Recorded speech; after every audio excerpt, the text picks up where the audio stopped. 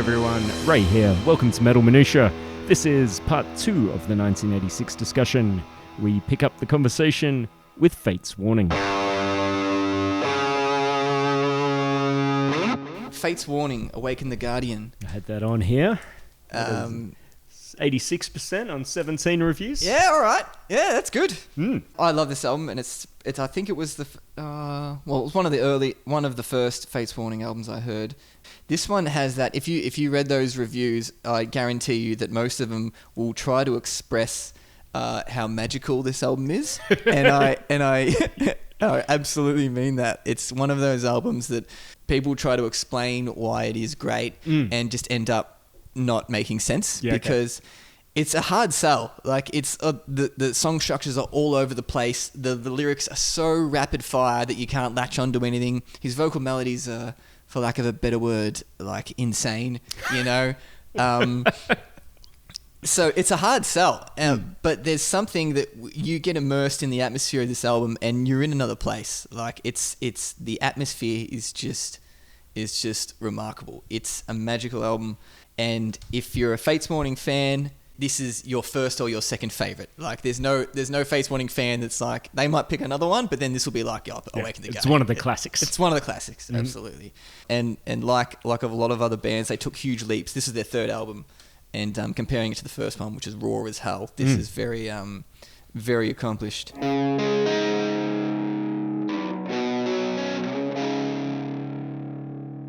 Sacred Blade, who are a Canadian band. Ooh, I don't have them on my list. I bring this one up immediately after Awaken the Guardian because, in a similar sense, if you read the reviews about that album, it's a similar thing. The atmosphere, even though they're totally different, I think there's like a spiritual similarity in the fact that there's a magic about it that can't really be defined because this is a pretty strange album. It's called Of the Sun and Moon. The best way I can describe it is that it's just like kind of sounds like progressive rock with sometimes there's some thrash.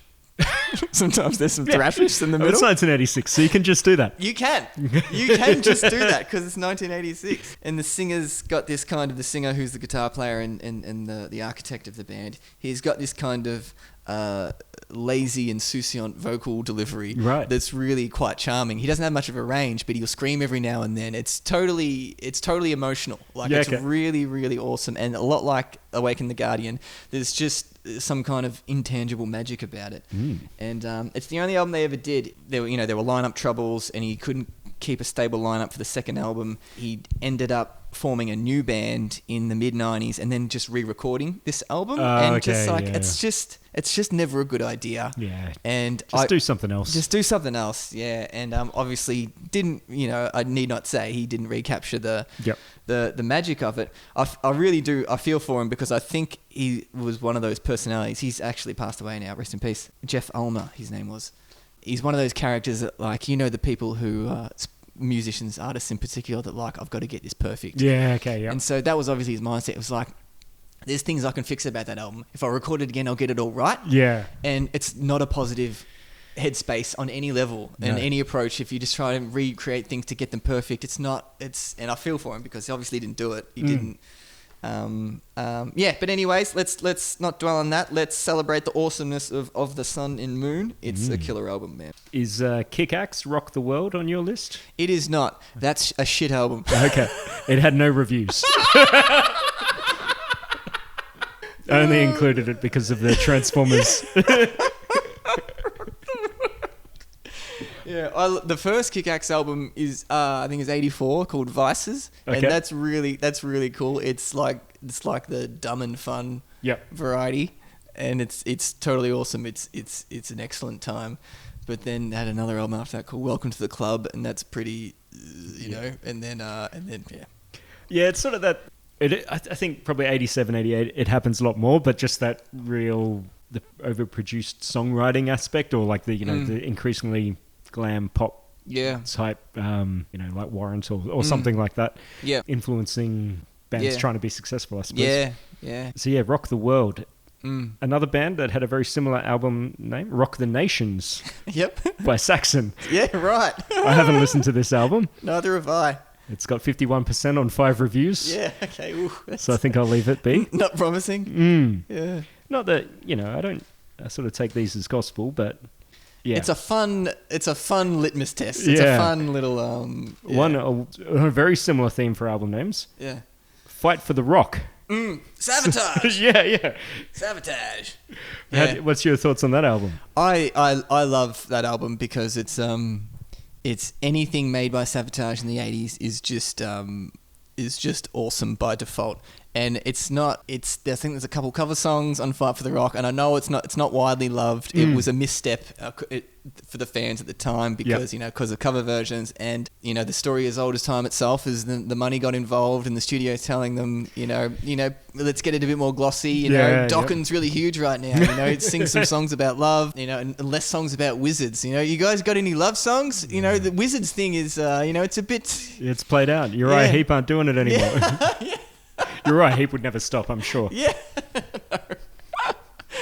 Oh man, yeah, real bummer. So Fight for the Rock is somewhat maligned, and I can't argue against that. But I just love it because the guitar playing of Chris Oliva and Brother John on vocals, still awesome, still full of cool shit and cool surprises. But the albums either side of that are insane, like Power of the Night, and then I think the next one was the masterpiece Hall of the Mountain King. It's probably a bit lost in time. The Fight for the Rock. That's a horrible title, actually. Yeah, it's just the fact that there was 3 on my list of 37 albums or whatever it is that had The Rock. The Rock. Rock the Nation. Fight for the Rock. Fight for the Rock is like, unless it's a concept album about trying to hold Gibraltar. Some kind of Sisyphus or Atlas type. Oh, maybe, I don't know. Yeah. But I take it from your description, it wasn't that. No, it was not. Okay. It was not. Can confirm. Okay. Was not. Iron Maiden had an album out. Yeah. That year. Yeah. Somewhere in Time. Speaking of things being a place in time. Absolutely. What's your thoughts? I would say it's highly rated. What are the stats? 29 reviews, 92%. Man, that's really good for that album. Like, I did not expect that. I would have expected a bit more of a, like an 88? Yeah, no, I was thinking like 60s or 70s. Because really? I thought it was when things are that contested. Yeah, okay. It pushes the average down. I would have thought. Yeah, okay, yeah. But maybe I keep forgetting that my attitude and opinions on Iron Maiden were formed about 25 years ago, right? Yeah. So a lot of people have become fans on the internet since then. Yes. So the world has changed and I have not. So Yeah. I'm thinking like, surely people still hate Somewhere in Time. But no, not the case. Brave New World had only just come out 25 years ago. Man. Actually, it's been out for 2 years.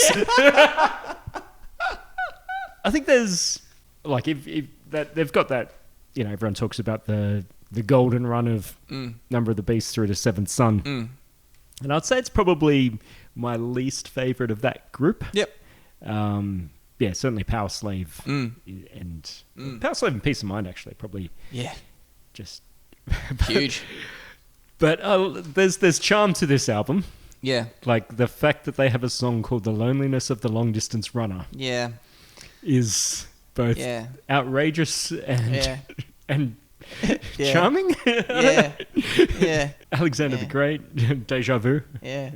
And Deja Vu is so funny to me. That song is just like, have you ever been somewhere before and you were in the room and you were thinking about maybe you did it before and the bar got to be wrong? That's exactly how it goes. Yeah, it's remarkably good. I think you're a little fast, but otherwise pretty much bang on. But it's got some absolute classics, like Caught Somewhere in Time's a belter. So, yeah, Wasted Years has been a live staple for I don't know, pretty much every time I've seen them. So Sea of Madness, Heaven and Wait, probably a Sea of Madness, I should say. Heaven Can Wait. I don't know, like it's the middle songs are a little bit weaker, but the epics are epic, and the opening couple are I love Stranger in Strangeland. It's got one of my favourite Adrian guitar solos of all his work. Actually, his guitar playing all over this album is really tasteful and it's excellent. And that song in particular has a wonderful guitar solo. And I love Alexander the Great. That's Iron Maiden at their most deferential to Rush. There's a couple of parts in the middle of that song where I'm just like, that's a Rush. That's just a Rush bit, Yep. Yeah, I love that song. It's a great tune. It was cool to hear that live. Yeah, it was. That's 2 years ago now. Year and a half ago. Yeah. Yeah, that was really cool. Yeah. With Nico on drums. Nico on drums, yeah. Yeah, that was cool. That was really cool. I read something about in a review of Somewhere in Time a while ago that said there's filler on the album, but it's filler within the songs. It's not. There's no filler songs, but each song could probably lose 90 seconds. Yeah. And again, I don't know if I agree with it, but stuck in my mind. And sometimes I think, you know what? You could probably trim a riff out of Caught Somewhere in Time and lose one of the whoa whoa whoas in Heaven Can Wait. I don't know. I'm just spitballing here. But no, judging by your steely face, I don't think you're ever taking out whoa whoa whoas. How dare you truncate my whoa whoa whoas, man? Yeah. I think that's certainly a criticism, a valid criticism of the last 25 years of Iron Maiden. Yeah, man. The person who wrote that review didn't know it was coming. It's like, mate, this is fine. Yeah, you're probably going to want to cut 6 minutes out of some songs. I understand where they're coming from. Like 2 very long songs on there with Loneliness of the Long Distance Runner. Yeah. And Alexander the Great, both very long, but I'm okay with it.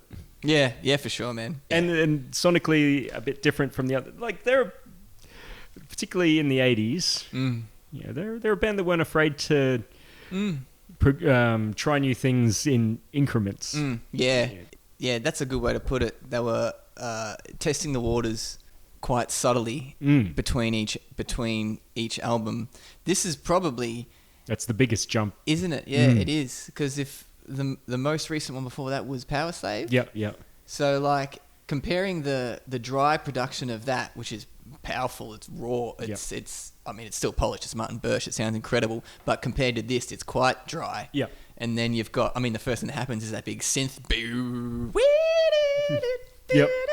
It's very, I think, good magic. I can't imagine at the time what you would have thought. If you put that on, you'd be like, what is this space music, is this going to be like a freak out, Yeah. But then the that signature bass line comes in and you're like, oh, it's okay. Yeah, it's okay. Steve Harris is here. Thank goodness. I hear that P bass just rattling my brain where we're going to be okay. Yeah. But yes, a band not afraid to try the occasional thing. They're sort of... I give it 4.5 time-travelling Eddies out of 5. I like the kind of theme of time through it as well. An underlying theme is good in an album. And in a band of cover art masterpieces, in a run of cover art masterpieces, how good is Somewhere that, in Time is magnificent. If you've got this on LP and you can pour over it, you can really stare at that for quite a while, the front and the back. An absolute masterpiece. Yeah. And very serious, but also cheeky as hell with all the jokes in there. Like there's a bunch of in jokes in there and references to their history and their life as a band.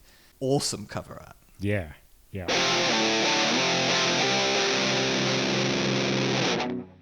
want to talk about Loudness. Cool. Are you a Loudness fan? Definitely. Okay. Yes, I quite like Loudness. I was surprised going through the chronological list of albums released in 1986. Yep. So I was scanning through it, and Loudness had one in January. And as I go through, it's like Loudness came up again. Yeah, busy guys. Yeah. But it turns out it was like so this one that I have here. It's got a different title in a different country. Is that what it is? Yeah, so this is Shadows of War. Yeah. And then they released one 6 months later, the English version, which is called Lightning Strikes. And there's like one song different between the two albums. Yeah, funny that it's like English version, but all the lyrics are in English either way. Yeah, interesting. But they also had a live album. Yeah. Oh, right. Which I also have here. Yeah, cool. 81, 86 live. Can I look at that LP, please, Ray? Of course. That opening track is huge. It's huge song, Shadows of War. Yeah. With a wicked guitar solo. Yeah. Sort of, speaking of Van Halen, there's a little bit of, like, in the guitar tone in a couple of those songs, that real high gain. Yeah. Yeah, it's good stuff. Yeah. And just a like a magnificent player. He can just, like, such command. Yeah. Did Yeah. you see them when they came here? Unfortunately, I did not. No. I missed it for whatever reason, and I'm pretty bummed out about that. It was a really good show. They opened with Crazy Nights, like their hit. Well, yeah, just straight in. Yeah, Straight in there. straight in there. Wow. Yeah, Yeah, that takes guts. it does. Yeah. That's cool. That's a power move. It is a power move. It's a power move. Cop that. A friend of mine who lives in Japan Yeah. gave me like a box of records one time I was over there, Yeah. and they're all sort of 80 to 88 releases, Yeah. and there's about 10 Loudness ones in there, Mm.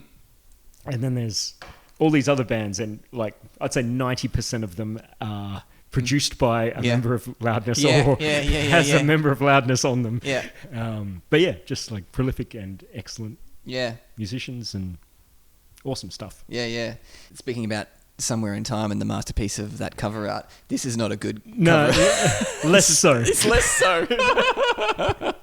Like, that is just like 1986, and it's just like, yeah, we'll just slap that together, put what is very clearly a female hand just peeling back. I don't know what, that's crap. Yep. It is. Yeah. I'm with you on that. Yeah. They can't all be masterpieces, right? Can't tick all the boxes all the time, It right? makes you appreciate the really good ones. For sure. For Anyway, sure. that what did it have? Loudness. I got the Lightning Strike stat. I didn't get the Shows of War stat. Yep. But 4 at 83%. That's healthy. Yeah. Yeah. Yeah. I would have liked a few more reviews in there though. Underappreciated Loudness. I think they are. Mm. Yeah, I think they are. And they've got a wealth of material as Yeah. well. Like, they were very busy in the late 70s and throughout the 80s. And their early albums are raw as hell, but like super energetic. Yeah. Yeah. Yeah. I think Disillusion is a really good one. That's one of the earlier ones that I'm a fan of. One thing I noticed in '86, there was quite a lot of debut albums that would become iconic in a way. Do tell. And I guess as you said before about a year of subgenres. Oh, I know what's coming here. I know what's coming here. Oh, Yeah. so there's Candlemass. Yes. With With the fantastically titled, talk about announcing your intentions, Yeah, right? Epicus. Epicus Doomicus Metallicus. Yes. And that is where Epic Doom as a subgenre, or Doom Yeah. as a subgenre, and Epic Doom Yeah. kind of starts from. 25 reviews, 91%. Yeah. I think. Excellent. Yeah, that's great. But yeah, for a debut album, Johan? Yep, Johannes. Johan Johan. Lundquist, I think. As a guest vocalist, Oh, right. Yeah. there's a bizarre little... Yeah. What, he just popped in? Like, Just you know? But imagine the world where you've got a record label that's willing to pay for you to make an album, but you don't have a singer Yeah. in... Yeah, that's fascinating. Yeah. Yeah. I think... I had a couple of demos, but yeah. Yeah, I think that that album, in basically every way, just like was foreshadowed their career, Yeah. right? I mean, like, to have a singer not locked in but then still do your album, like Yeah, that's yeah. and that was the Yep. next 40 years for them. Yep. Like, it's just like, yeah, we're not really sure if this is going to pan out, but Yeah. we're going to have a crack, and like. And then he joins in 2018. Yeah, that makes sense. Yeah. That tracks. Saw that coming. Yeah, he's going to join any time. Yeah. But- And that title, just still on that title for a second, like tongue in cheek, right from the get go. Just like, that's funny, straight up. Just, it's like, I know it'll epic doom metal, right? But we'll make it sound more epic by just like putting a Latin spin on it. Yep. Just fantastic. And isn't it just like heavy as hell? Yeah. Solid songs. And say, as much as we've said about like bands trying new things along the way, that's actually how they sound for the next 40 years. We've hit our stride like right away. Yeah. We're gonna stick with this. Yeah. Awesome, man. And why not? And why not, man? I love Candlemass for that fact. They are absolutely the AC/DC of what they do. You know, they're just like, this is the thing we do. Yeah. Cop that. Yeah. We do it really fucking well. Yeah. And what an opening song. What a statement. Solitude. That song. Sitting here alone in darkness, waiting to be free. Lonely and forlorn, I am crying. Magnificent. So dramatic, so heavy. Yeah. Yeah, heavy on all the levels. Like heavy guitars, heavy lyrics, and heavy intentions. Yeah. And kind of bold in a way to... Like, it was... 86 was a time when people were, you know, like Malmsteen and people were trying to play fast and showy. Yeah. And this was sort of the antithesis of that. Yeah. So it was slow and just, you know, we're gonna do this. For sure. What a statement to just, like there were all bands before it, and I don't want to get into like the roots of in Black Sabbath, but like Trouble were doing the doom metal thing. They weren't calling it doom metal, but you know it ended up being retrospectively, you know, in the same genre. And St. Vitus, I think they might have been the same year or the year after. Don't quote me. They had St. Vitus had Born Too Late that year. That year, right? There you go. So same year, yeah. So really, only Trouble and them are kind of doing that similar thing. But I think Candlemass would like a lot like Black Sabbath. We're just like, this is the thing we're doing. It's not necessarily... Hang on, what am I trying to say here? I'm trying to say that they did it very purposefully. Yeah. So whereas Trouble were just like, organically became the band that they were, Candlemass were like very purposeful and saying like, this is what we do. 40 BPM, let's do it. And it's heavier and all the more mind-blowing for that. That sense of purpose and that sense of just having that direction right away and that clarity of this is what we do. Yeah, absolutely. And that's an album that certainly stands the test and doesn't, like, that could have been recorded anytime really. Yeah. It's a great sounding record, and particularly for a first album. Yeah.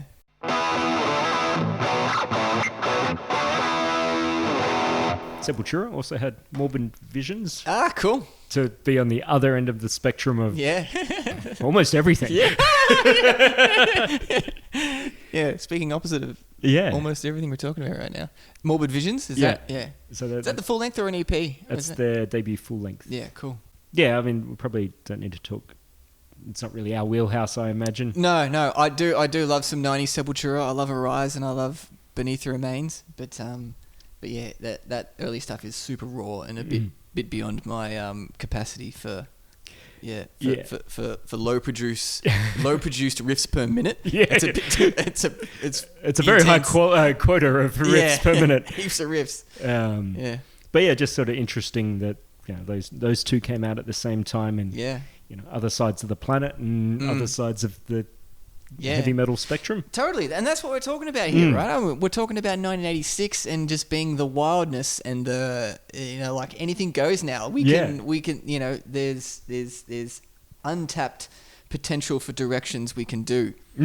Absolutely. And what an exciting thing. Yeah. Super exciting. That's so cool, man. One album we will have to talk about a fair bit. Queensryche, Rage for Order. Yes. I was wondering. I was waiting.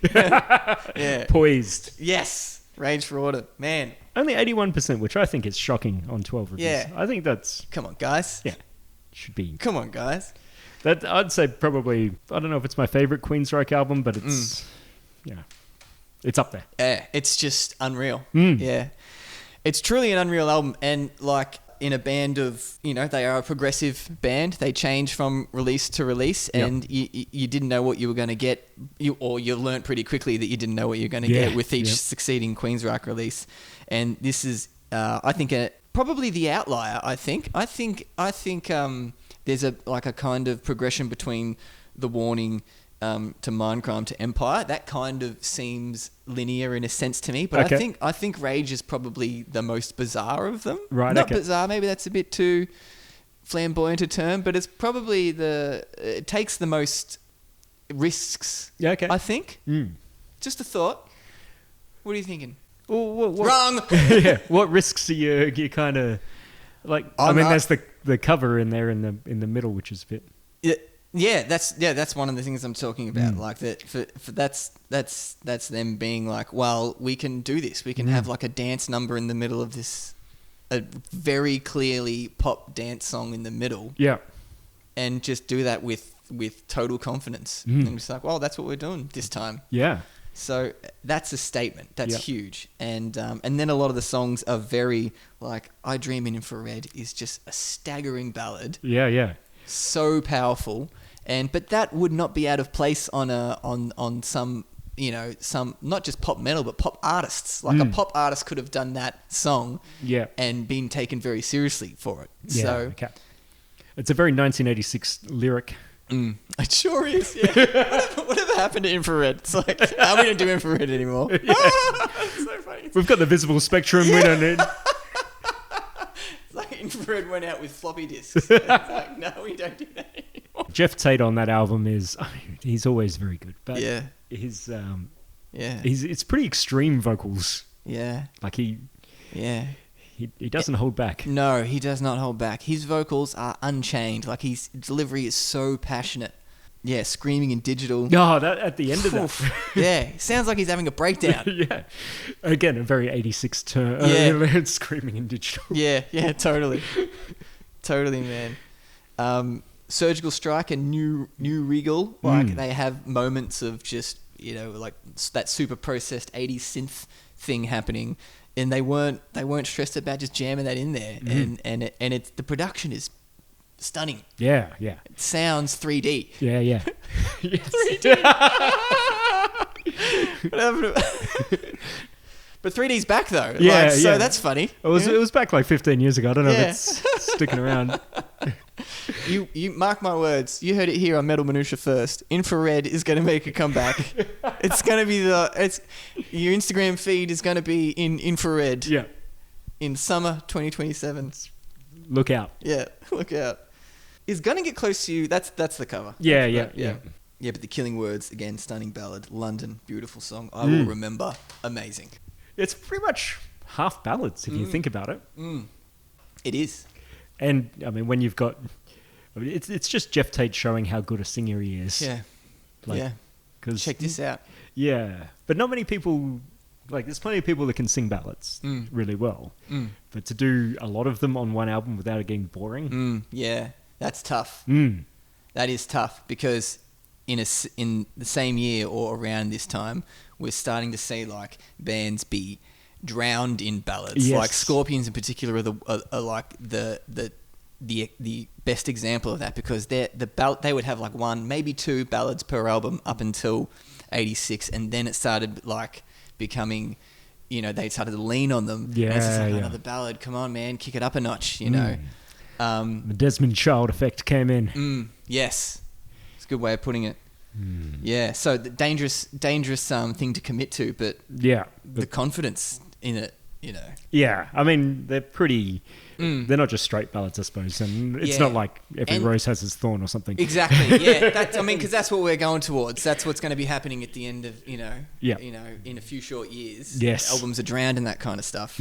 Because this is the year of to sidestep for a moment, and these are some albums of the hair metal, pop metal variety that come out in '86, right? 5150, which you mentioned before, Van Halen. Tesla, Mechanical Resonance, which that's pretty raw hard rock album as well, but it's definitely hair metal, variety. Striper, To Hell with the Devil. Rat, Dancing Undercover. Bon Jovi, Slippery When Wet, which was huge. Yeah. Europe, The Final Countdown, which you hear on classic radio nowadays. Huge album. Cinderella, Night Songs. And I like all those albums, if not love a couple of them. They are like, it's just bizarre to think that exists in the same year as Rage for Order, but they are in a sense worlds apart, but they are in a sense inextricable as well. Yeah. One layer down of Yeah. Below the surface, it's still very accessible and successful and popular music in real terms. Yeah. Queensryche, that is, but it's not. Yeah. I guess it's on the hard rock radio, not the pop rock radio. Yeah. Whatever. Yeah. Yeah, a grey area to some people, but not to us. Yeah. This is where we thrive. The show is called Metal Trivia, isn't it? Metal Facts.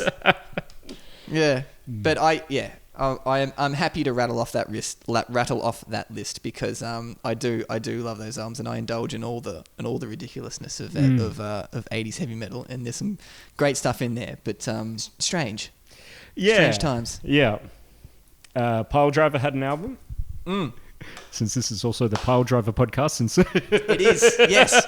Proud supporters of Piledriver. Stay Ugly Yeah. came out in 86. Yeah. I didn't get the stats on that. I only realised later. Yep. But you'll forgive me, I'm sure. Yep. Indeed. Wasp had an album, What's the Wasp album? Inside the Electric Circus. Yes. Second, maybe third, Maybe second. Might be third or fourth. I think it can't be the fourth. It's second or third because the fourth is definitely Headless Children. I just know that for some reason. Yeah. Yeah. Are you Inside the Electric Circus fan? What are your thoughts here? I hadn't heard it in a long time, but I listened to it this week. There was a few sort of covers or cover adjacent type things on there, which annoyed me a bit. There's some good songs on there, but like it's like the first Wasp album's the one for me. Yeah, unreal. Except Russian Roulette. Oh yeah, that's on my list. That's has the unfortunate distinction of being the first album after Metal Heart, and I think like most people would agree that then the glory days of Accept go up to and including Metal Heart, and then you've got Russian Roulette, which starts to it gets a bit patchy there, but I'd still have to mention it because it's still pretty darn good. 86% on 7 reviews. Wow, that's more than I would have thought. I would have thought middling for that. Yeah, but cool. That's good. It gets some love because it's a cool album. Wasp got 87 on 5. Yep. Cirith Ungol. Yeah. Cool. Frost and Fire? Is No. that the first one? One Foot in Hell. Oh, right. Nice. An album I wasn't super familiar with until a couple of days ago. Yeah. 91% on 7 reviews. Man, they are a loved band. They are, really. They've got a stalwart support base. Deservedly so. Yeah. And they had a lot of albums in the 80s. Yeah. See, man, this is Cirith Ungol, One Foot in Hell, and Bon Jovi, Slippery When Wet. American heavy metal. Yeah. Blows my mind. They're like a matter of within 100 kilometers, hundreds of kilometers of each other. Yeah. You know, Well, probably less. Probably less. Those albums are being made. That is so funny, man. Yeah. It makes Jeez, what a schizophrenic mixtape you would have had at a party if, you know. I'm pretty sure their fan bases were not friends, actually. Let's make that somewhat clear. Yeah, one was having parties and one wasn't. Yeah.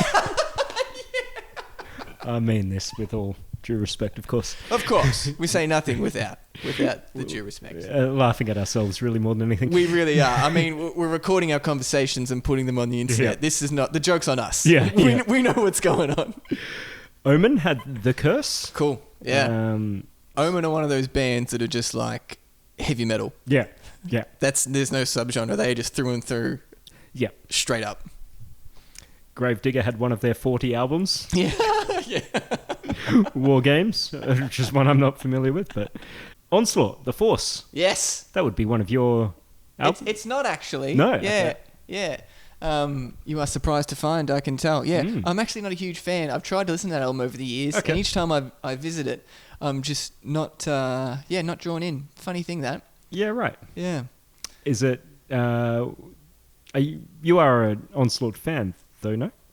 I guess I'm not. Okay, yeah. All right. Yeah, I guess I'm not. Yeah, okay. I think they're one of those bands where, like, we've all got these bands where you put them on and they remind you of another band, and then you put that band on. Yeah. So I put that on, and I'm like, I just feel like listening to Slayer. And then I put on Rain in Blood, and I'm like, I can't believe this is the first time we're mentioning this because it was coming up, right? But your Rain in Blood is like, you know, unstoppable masterpiece. It's just one of those albums that just deserves... And I'm just, then I put on Rain in Blood, and I'm like, well, here we go. That's understandable. Yeah. Slayer, I can't believe we haven't got to this yet. Rain in Blood. We're going to miss things. We are going to miss things. We're going to miss things, and that's fine. That's fine. Yeah. We are going to miss things. But, Rain in Blood. Third album in. Fourth release, if you include that EP. Staggering. It's like 28 minutes long. Yeah. It's like over before you know it. It starts, and before you know it, it's that raining blood sound effect at the end of it. It's just like, what the fuck just happened to my face? And what a start it is with Angel of Death. That scream. Yeah. One of the all-time openers. One of the all-time side A track ones of all the heavy metal that there is. Angel of Death. Unbelievable. Yeah. Bless you, Slayer. Bless you, Tom Araya. Pretty decent year for thrash. Yeah, totally. Yeah, if we're going to boil it down and pick a year for thrash, Yeah. 86. Good argument for. Mm. Wall to wall, like it's a blinding 28-minute ride. Riff City, probably the maximum amount of riffs you can have before you're like, okay, there's too many riffs. But it's like, there's so many riffs on that album, but it's like, I'm having a good time. I'd like to hear this riff twice. Yeah. Play it again. Nope. Not enough time. Nope. We're going to get to our number of riffs. Yeah. Unreal performance by Dave Lombardo on the drums. One of the greats. Bears mentioning. No doubt many people have spent many years arguing about Megadeth, Metallica, Slayer. Throw Anthrax in as well. Why not? But yeah, those three albums in the same year. Yeah. Quite different in a lot of ways. Like Metallica's, got a very polished and release. super melodic. It probably sounds, like noise to a Doobie Brothers fan, but when you put it in the context of heavy metal, like Master of Puppets is incredibly melodic and polished, and then then Peace Souls is pretty wild and erratic, but then Slayer's just bananas. It's just heavy. It's heavy as shit. Yeah. It's just interesting that they're all sort of equivalent band, all put in the same group, all came out the same year. It is funny because it's like, like they're put in the same lot, but they are in themselves worlds apart. They couldn't sound more different to us in a way. A band I want to mention, TT Quick. Quick. Metal of Honor. New York heavy metal. It's two T's with a fist in the middle is the logo there. Indeed. And that tells you what's happening. Yeah. Does it? I don't know. It gives a suggestion of not a lot of subtlety. No, and subtle it is not. The album is called Metal of Honor. And the fellow who sang on this album, Mark Torneo, is the one Mark Torneo of Later Accept. He joined that band for Blood of the Nations, I believe. But yeah, this album, 86. Yeah, this album is just like hard rockin' heavy metal. It's raw and it's just good fist pumping sort of plain Jane. It's not overwrought at all. It's verse chorus structures, but just good ringing chords. Dash of AC/DC Accept kind of thing. Yeah, cool. Yep. And which makes sense, and he's got that Bon Scott, high singing bluesy howl, which of course is right at home in Accept. We were to find out years later. Yes. But this is a great album, and I highly recommend it. It's a good one for beer drinking and hell raising. There's Canada Strikes Again, the Canadians. Sword, the band is called. The album's called Metalized. Again, no subtlety. No. To be had here, and this is of a similar ilk as TT Quick in that it's just you know what you're in for, and TT Quick. Yeah. What does that mean? What does that is a terrible name. He's holding a lightning bolt as well. The fist has a lightning bolt. Yeah. It's because he's quick. I imagine it's one of those things where it's like, geez, I'd like to ask them, what that name means, and then I forget very quickly and I don't give a shit anymore. But for the 1 second I'm looking at the car, I was like, I wonder what that means. And then I figured it right away. Fair. But the Canadians. Yes. Here we are. Sword. Yeah, this album is cool and the follow-up, Sweet Dreams, is killer as well. But this one got a bunch of great songs. This is pure just... I think they even had an MTV video for this for a song called "Stoned Again," which is very funny. But it's when you're listening to it, it's pretty serious, man. It totally rocks. I love this album, Metalized. And I guess I just want to mention some albums. There's an Alice Cooper album that came out that year, Constrictor, which was kind of Alice Cooper's return to heavy rock for the preceding years. He'd done a few experimental kinds of things, It was Trash 88 or something. Yeah. Okay. Yeah. Constrictor was kind of his return, and a welcome return it is. It's a great hard rockin' album. Lizzie Borden, who are a Californian heavy metal band, had Menace to Society. Not my favourite Lizzie Borden album, but I'll take any Lizzie Borden from the 80s. It's good hard rockin', just solid LA metal, not pop metal at all, even though there's like sheen to it. It's pretty, it was because from the name Lizzie Borden, you can tell that they have a horror theme, and they lots of axe killing, lots of he was an Alice Cooper worshipper, Yes. the Lizzie Borden. But yeah, that's a cool album. Metal Church, The Dark. Yeah. 14 reviews, 91%. Woof. That's a loved album. That is a loved album. Yeah. Ahead of King Diamond. Yeah, right. Fascinating. Mm. Are you a Metal Church? You're a Metal Church fan, in part? Oh, yeah, like a non-serious one, I would say. Like, Mm. yeah, I like it when it's on, but Yeah. I never really think to put it on, if you know what I mean. Yeah, that's fair. And I do want to mention the David Lee Roth solo album. that actually should have been in the hair metal, pop metal, whatever. But Why do you say that? why do I say that? David Lee Roth, would he belong in that? I am not going to answer that question. The debut album, his debut solo album, Eat 'Em and Smile, with guitar playing supplied by the one and only Steve Vai, one of my favourites, an outrageous player, and one of the all-time greats. Yeah, had to mention that.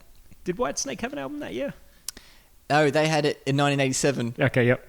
Yeah, which was in Australia called 1987. So you won't make that mistake again. Makes sense. Makes sense. So Steve Vai, Satriani was kicking around at the time, and Malmsteen Trilogy came out that year, Yes. I think, as well. Is Trilogy 86. Yeah. I love Trilogy. Trilogy's rock solid, man. I just think it was like a real time for virtuoso guitars. But Yeah, absolutely. it's like Kirk Hammett had gotten lessons from Satriani Yes. ahead of doing the Master of Puppets. Yes, right, yes. Maybe that contributed to the solos that you loved so much. Yeah, very, very possibly. Very possibly. Don't think it would have made things worse. No, can't have. No. Surely for the good. Surely for the good. I want to round this out with, according to Metal Archives, the last heavy metal album released in 1986,